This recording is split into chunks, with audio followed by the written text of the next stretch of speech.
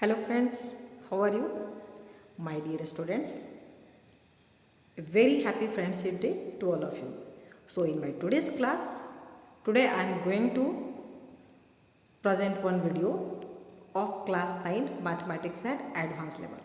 You know that NCERT has first time introduced mathematics at advanced level, in which there are 6 chapters, 2 chapters NCERT has given, and the first chapter is all these chapters are all these topics are mostly related or connected with the class 11 maths also. So some students are feeling difficulty.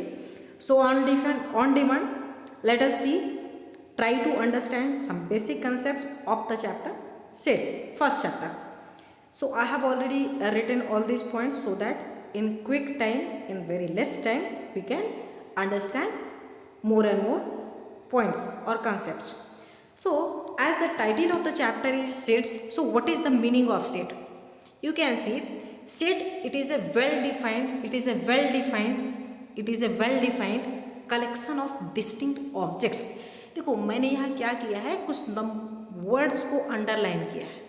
पता है क्यों? क्योंकि ये set के definition में important points important role play करते हैं.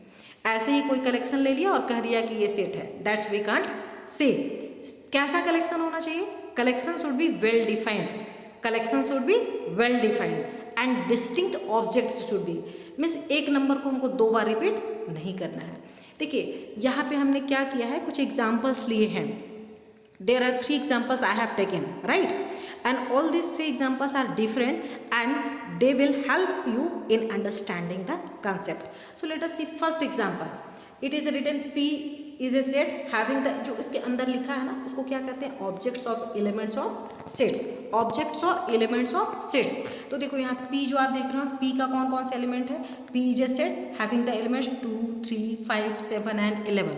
मतलब कैसे लिखते हैं, एक ब्रैकेट दे देते हैं ऐसे कर्ली ब्रासेस टाइप का, और उसके अंदर ऐसे लिखते हैं, एक नंबर को लिखते हैं, कॉमा देते हैं, फिर दूसरे नंबर को लिखते हैं, फिर कॉमा देते हैं.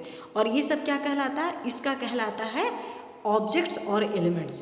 तो यहाँ कैसे कहें, अभी आपने डिफिनेशन में देखा कि वेल डिफाइंड और डिस्टिंक्ट होना चाहिए. अब हमने एक P लिख दिया, एक सेट लिख दिया, कुछ नंबर्स लिख दिया, अब आपको कह रहे हैं कि ये सेट है. तो क्वेश्चन तो उठता है, why this is a set.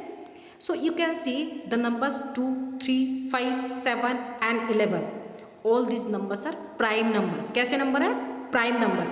आपको पता है ना prime numbers, prime numbers are those numbers which has only 2 factors, one is number itself, another is 1. तो देखिए ये अच्छा प्राइम नंबर्स तो बहुत सारे हैं, फिर कैसे वेल डिफाइंड हुआ, तो ये जो है ऐसे भी लिख सकते हैं. और यहाँ पे इस सेट के लिए वेल डिफाइंड किस क्राइटेरिया में है कि प्राइम नंबर्स लेस देन 12. ये सारे जो प्राइम नंबर्स है कि लेस देन 12 है.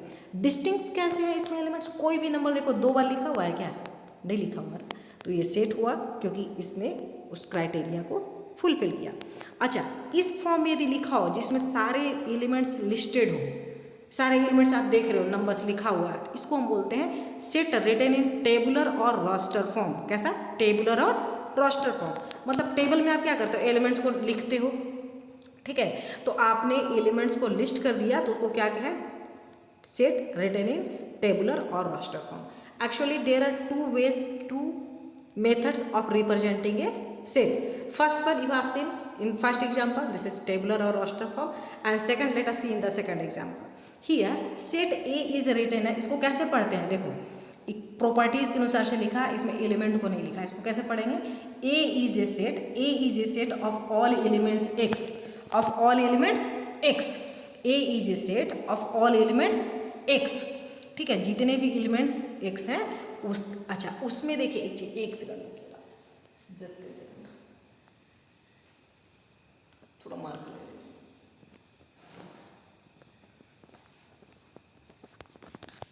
साथ पे आपको, ठीक है, देखिए यहाँ पे क्या ए कैसे पढ़ेंगे, A is a set of all elements x.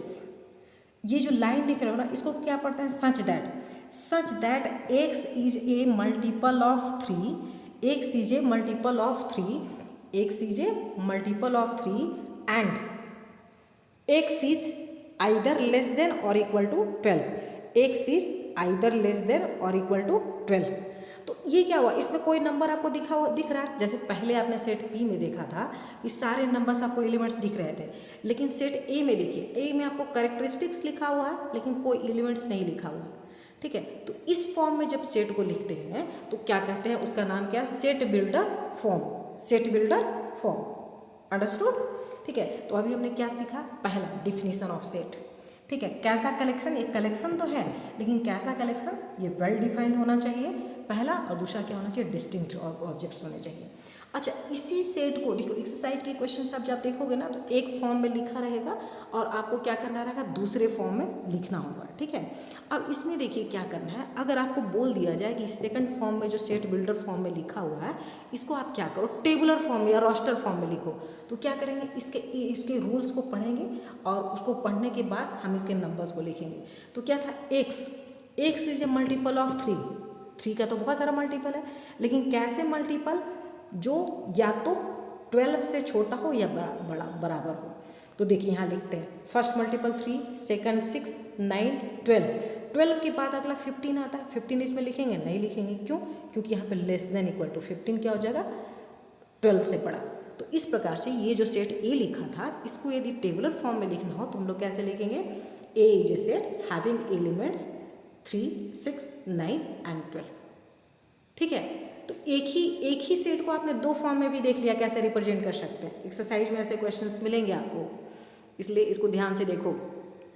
ठीक है, तीसरा एग्जांपल जो मैं आपके लिए ली हूँ वो क्या है, वो है यहाँ पे कि क्या कह रहा है, द सेट फॉर्म्ड बाय, आपको क्या करना है, एक सेट फॉर्म करना है by the latest of the word, by the latest of the word, कौन सा है आपका फेवरेट, स्कूल।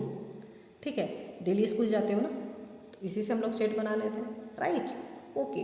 तो इससे क्या करना है आपको, इससे आपको सेट बनाना है, इससे मतलब इसके लेटर से। तो जो बनेगा वो कैसे बनेगा, ये देखिए SCHOL। आप देखिए, रुकिए, आप बोलोगे मैडम आपने कहीं छोड़ दिया है कुछ, यहाँ तो डबल ओ था और आपने यहाँ सिंगल ओ लिखा। लेकिन माय डियर स्टूडेंट्स, आपने यहाँ क्या पढ़ा था, यहाँ पढ़ा था कि डिस्टिंक्ट। अगर हम यहाँ डबल ओ लिख देते तो डिस्टिंक्ट तो रहता नहीं, वो तो रिपीट हो जाता। तो please remember this, please note it that when we write a set, elements, numbers, objects, जो भी कह लो सब एक ही है, उसको रिपीट नहीं करते।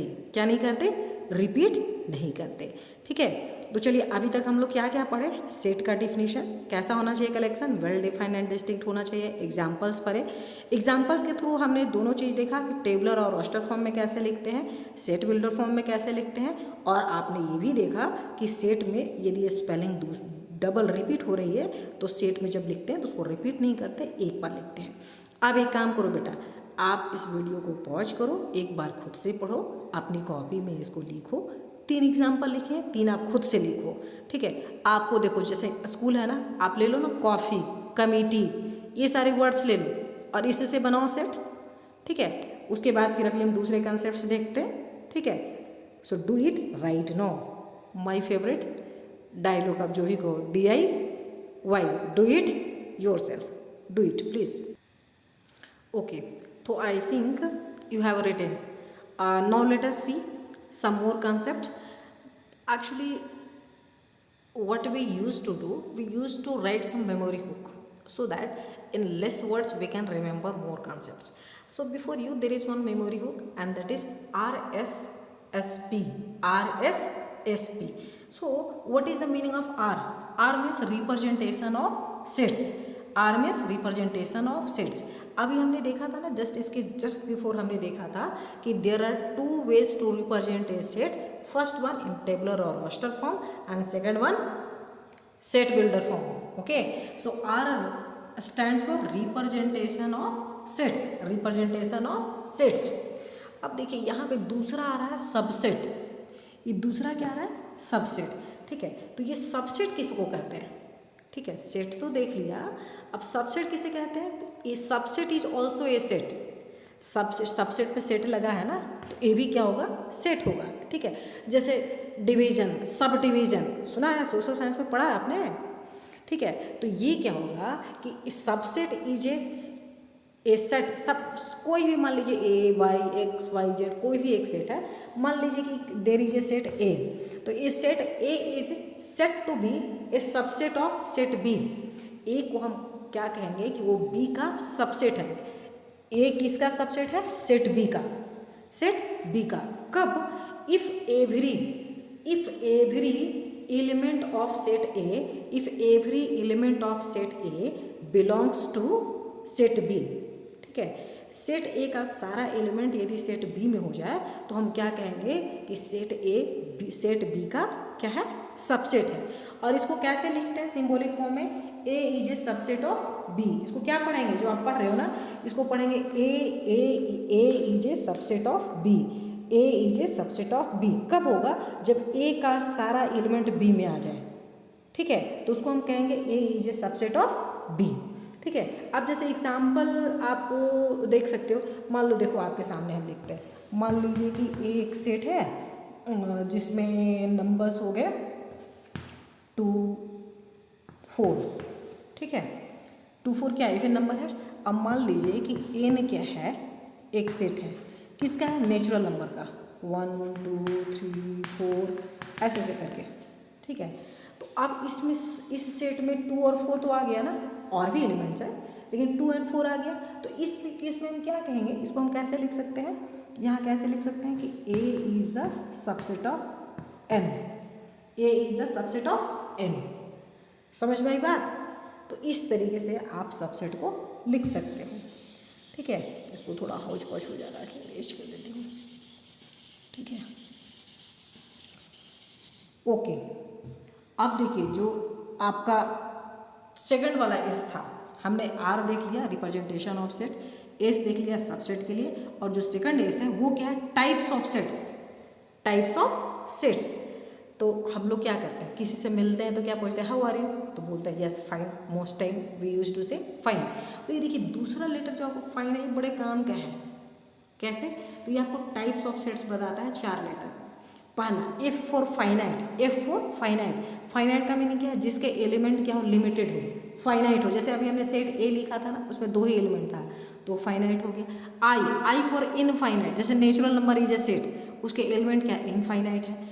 N for null. N for Neetu भी होता है, यहाँ पे नल है। ठीक है, एन फॉर नल। तो वैसा सेट जिसमें एक भी एलिमेंट ना हो उसको कैसे डिनोट करते हैं? ये जो सिंबल देख रहे हो ना, इसको पढ़ते हैं 5। क्या पढ़ते हैं? 5। तो ऐसे हमने एक सेट बना दिया, इसके अंदर कुछ भी नहीं है, या तो आप ऐसे इसको दिखाओ या ऐसे दिखाओ, तो इसको हम क्या कहेंगे? Null set. Either this way और this way. A set having no elements. ठीक है, and last one E for equal. E for equal. तो इक्वल सेट्स कब कहलाएगा? जब उसके एलिमेंट्स क्या होंगे? सेम एलिमेंट होंगे। मान लीजिए कि आपने एक सेट लिखा, जैसे एक एग्जाम्पल लिख रही हूँ, सेट हमने ए लिखा। ठीक है, इसमें लिख दिया एलिमेंट्स 1 2 3, छोटा ही सेट ले रही हूँ, स्पेस कम लेगा। और हमने बी सेट ले लिया, इसमें हमने लिख दिया 3 1 2। देखिए पहले में भी एलिमेंट्स क्या था? 1 2 3। सेट बी में भी क्या था? 3 1 2। ऑर्डर चेंज है। Order here not important, element same, so here we can say set A is equal to set B. समझ में आई बात? तो इक्वलिटी कब रहेगा? जब एलिमेंट्स क्या रहेंगे? सेम रहेंगे। अगर 2 सेट आपने ले लिया, दोनों के एलिमेंट्स क्या है? सेम है, तो वैसे सेट्स को क्या कहेंगे? Equal set. ठीक है, अब देखिए लास्ट वर्ड जो था इसका RSPP का वो था P for power set. P for power set. अब पावर सेट किसे कहते हैं? इट इज पावर सेट किसे कहते हैं बताइए? It is a set of all subsets. ठीक है, एक सेट का जितना भी सबसेट्स होता है ना, उसके कलेक्शन को ले ले तो क्या कहेंगे? Power set. आप लोग देखते हो पावर स्विच, क्या क्या पढ़ते हो? Power pack. यहाँ पे पावर सेट है, मतलब कलेक्शन ऑफ ऑल सबसेट्स। तो मान लीजिए कि कोई एक सेट है ए, एन ए मतलब नंबर ऑफ एलिमेंट्स और ऑब्जेक्ट इन ए। ठीक है, तो यदि n A is equal to क्या है? ठीक है, पी है। N A is equal to P है, मतलब अगर एलिमेंट्स कितने हैं इसमें? पी है। सेट ए में एलिमेंट्स कितने हैं? पी है। तो इसमें एन पी ए मतलब नंबर ऑफ सबसेट और number of elements in power sets क्या हो जाएगा? इसका एक फॉर्मूला है 2 raised to the power p। p, ठीक है। तो इस प्रकार से हमने देखा अभी कि 4 वर्ड थे, 4 लेटर्स थे, don't say word, RSSP, representation of sets, subsets, types of sets and power sets. और हमने 4 लेटर और लिए, FINE, फाइन, उसके हेल्प से हमने ये सारे सीख लिए। अब आप दूसरे, चूँकि वीडियो ज़्यादा लंबा हो जाएगा तो सही नहीं है, ठीक है। तो डियर चिल्ड्रन, और ऐसे भी एक दिन आप कितने पढ़ोगे, फिर ज़्यादा ओवरफ्लो होने लगेगा। तो what you have to do, pause this video, okay, and write all this in your copy, right at least 2 examples of each yourself and practice it. If you have book, then practice or solve similar problems more and more, because you know no, practice makes man perfect. So thank you for watching this video. Thank you, have a nice day.